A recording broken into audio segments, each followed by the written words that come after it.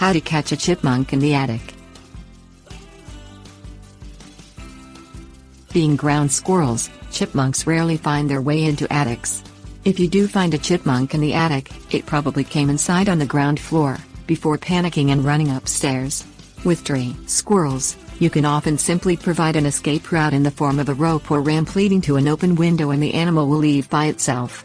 Chipmunks, however, are not great climbers, and you'll probably need to use a humane trap.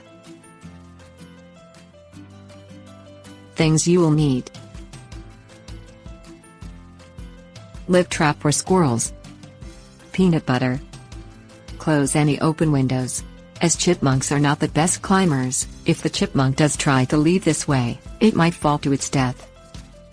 Remove any loose objects that might provide hiding places, such as cardboard boxes, except the one in which the chipmunk is hiding. You have more chances of catching the chipmunk if your traps are the main hiding places. Removing its current hiding place will, however, make the chipmunk panic and you might get bitten as it scrambles to escape. Bait one or more live traps for squirrels with peanut butter and position in corners or alongside walls. Turn off any lights and draw blinds over the windows. Chipmunks feel more secure in the dark. Close any doors or hatches leading to the attic. Check the traps every hour. Once you have caught the chipmunk, release it elsewhere on your property, as far away from the house as possible. Tips: warnings.